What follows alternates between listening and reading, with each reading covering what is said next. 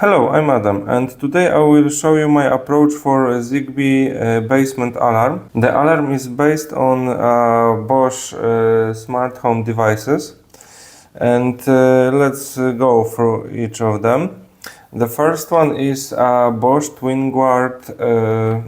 This thing is it has a siren inside. It has two sensors, one for the smoke. Second one is for the CO2. Generally, the intended use is to place it in the kitchen above the cook, and it detects the smokes, and it has the siren to warn you if something is burning. It's ceiling mounted. You've got this plastic clip. There are 6 AA batteries.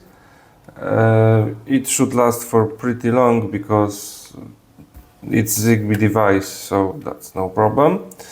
It has button there, which is making a self-test, which is pretty loud, so I won't click that. Next thing is Bosch sensor. It's standard size sensor, which you can find in some alarms. To open it, you have to screw this, and now we can see it's powered by 123A battery. It's the lithium 3-volt battery, and it has ability to detect very bottom of the sensor. What's very good thing about the batteries, as you can see, I'm using their two same batteries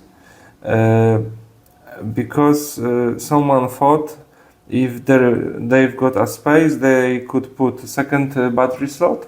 So the battery life in this case is around 5 years or more, which is really great, and that's great product. And of course we can close it. Okay, and the last thing is the Bosch window or doors contact sensor, which is in version plus. That means it can detect vibrations.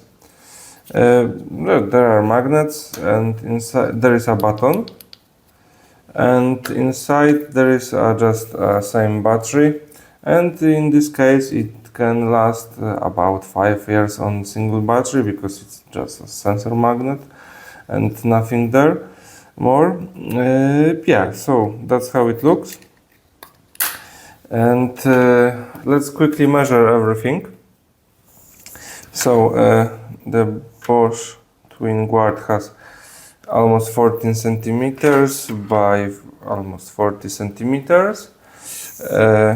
Its height is 36 millimeters, and the Bosch sensor is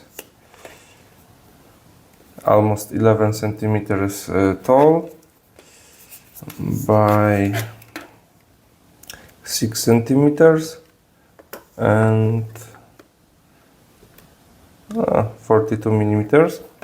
Then I know the magnet sensor is very big, 13 millimeters by 46. Those dimensions are very big comparing to Aquara sensors or something, 22, but keep in mind that this thing has a vibration detection, and it will be in basement, so I don't really care about dimensions. It will be just hidden.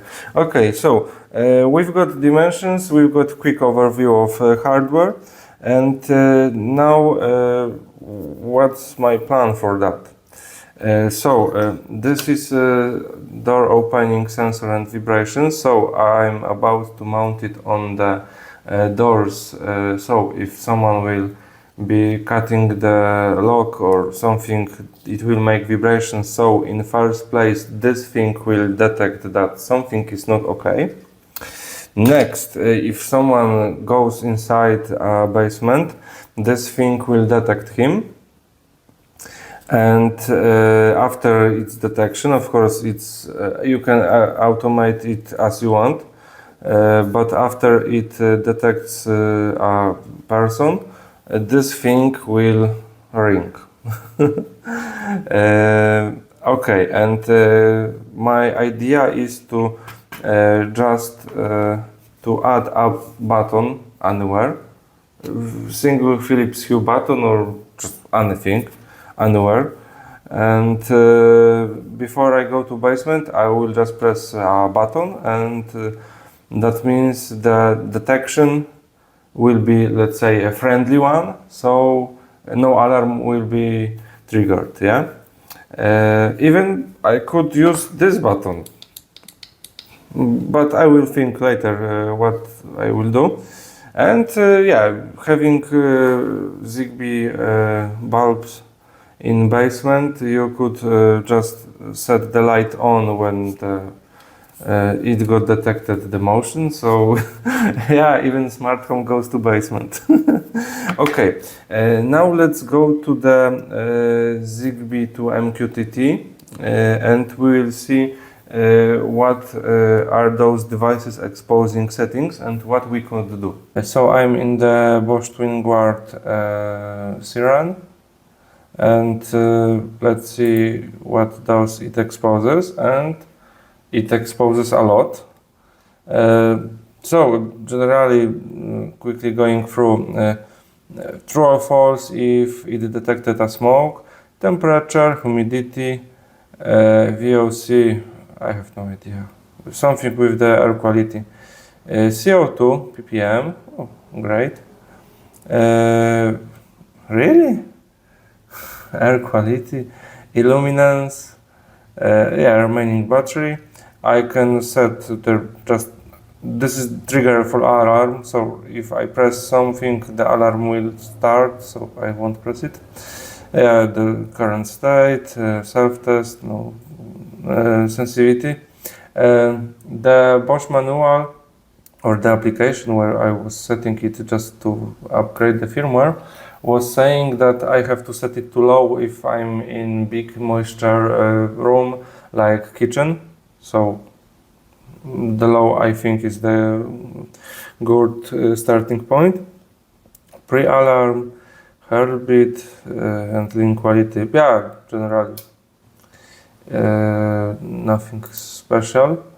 And yeah, so that are the settings, and even we can calibrate the temperature. Great.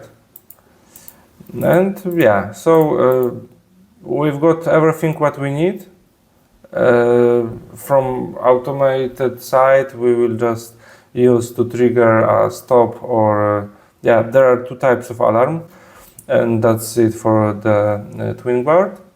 And now let's go to the Bosch motion sensor, and as you can see, it has the temperature measuring, it has the remaining of the battery, and simply boolean, does it detect movement, yes or no. And as you can see, it changed because I waved to the sensor and now it went back. It has tamper alarm, so generally if you open the sensor like I did on the beginning of this video, this can be triggered. But I don't think anyone will try to open it because it will be installed and almost hidden, so yeah. And okay, those are the exposures. And yeah, as you can see, temperature calibration is 2, precision, okay. Okay, so what we've got there, it's pretty simple, like in the sensor. Battery low, contact open. Okay, I will move. Yeah, it's closed. Oh, and it detected vibrations. Wow. Okay, yeah, so we've got pretty nice set of tools and actions what we can bind to. And yeah, that's it. Thanks for watching. Please leave a comment and hit the subscribe button. Bye!